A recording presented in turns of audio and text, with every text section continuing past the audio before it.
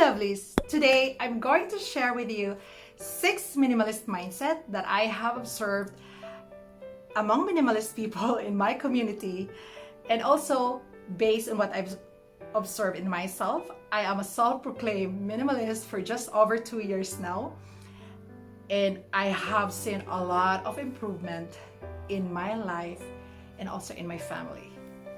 If you're new here, thank you for tuning in. My name is Geraldine B. In my channel, I talk about meaningful living with less.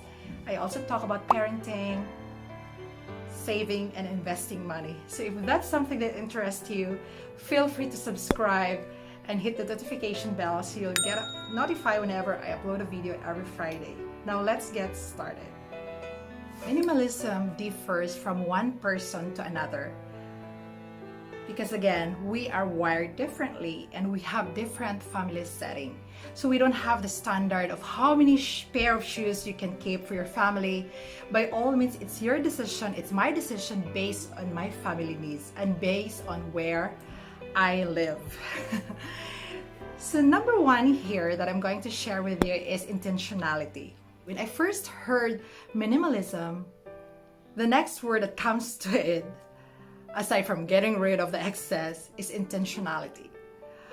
Most minimalist people, or I would say all of them, are intentional with the way they live, with the way they make their purchase, whether big or small.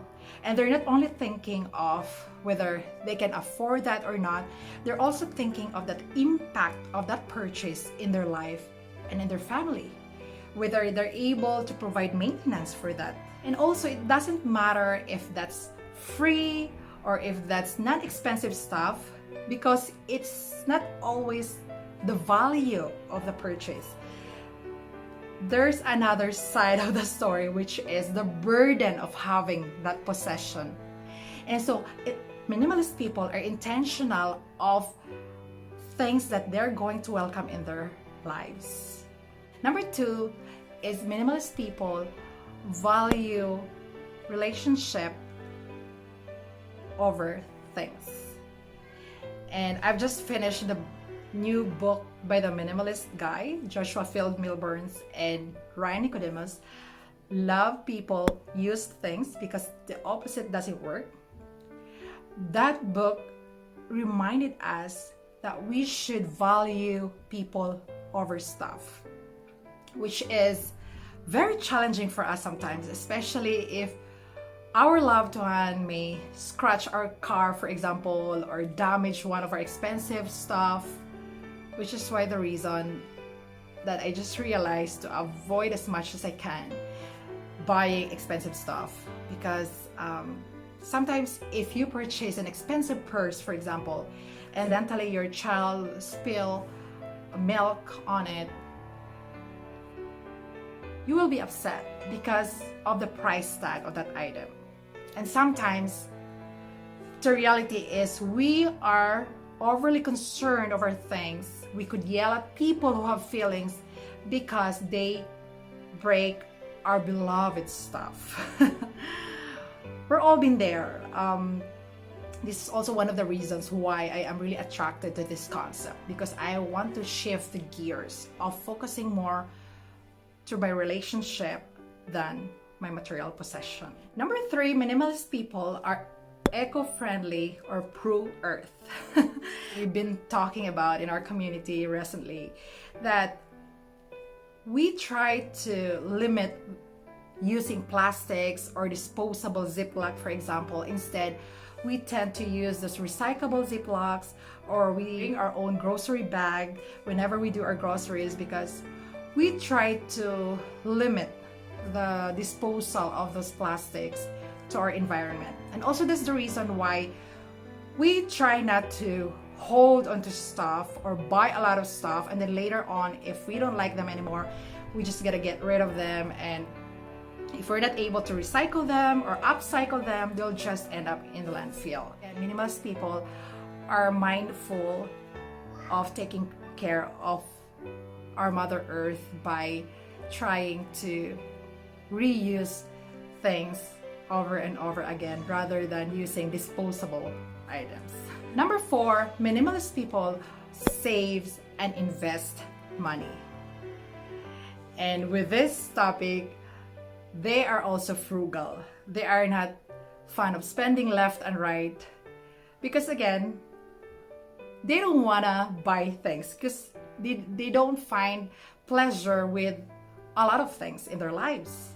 They would rather save. They find pleasure in saving and investing money, which is why choosing minimalism is not only healthy for you mentally, it's also healthy for your financial aspect because you lose appetite on shopping unintentionally. Whenever minimalist people shop, they make sure that they really need that item and they're more concerned of quality over quantity.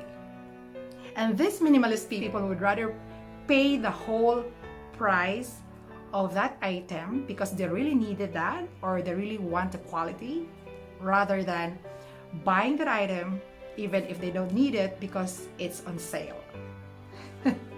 These people find joy in watching their money grow through their savings and investment rather than finding pleasure in shopping, browsing online, and accumulating a lot of stuff in their lives. So number 5, minimalist people invest in experience rather than things.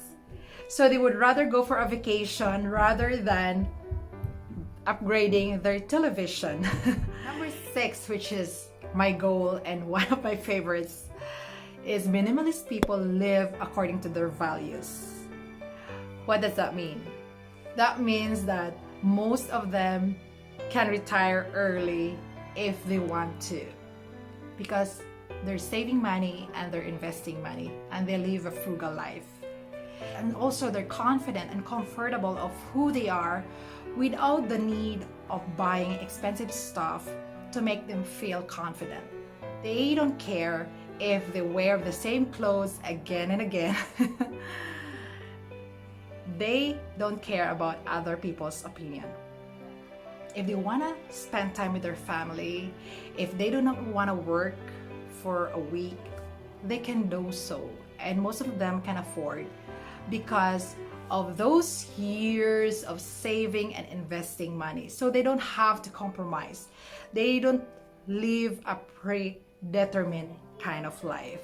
They don't live according to what society is telling you. If society is telling you to throw up a big party for your kids, for example, or like if society would tell you that on your birthday you should go for a vacation, sometimes we have this standard of doing things. Minimalist people are not inside that box. They experience more freedom and they live a happier, contented kind of life. I hope that I inspired one person today.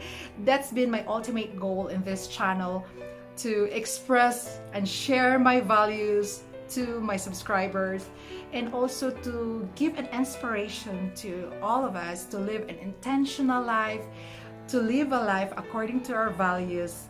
And I hope that we will journey this together. So thank you again for spending this time with me. It's been a long talk. I really appreciate your time. Let's remember to be grateful for the things that we already do have while we keep on working towards our goal. Until my next one.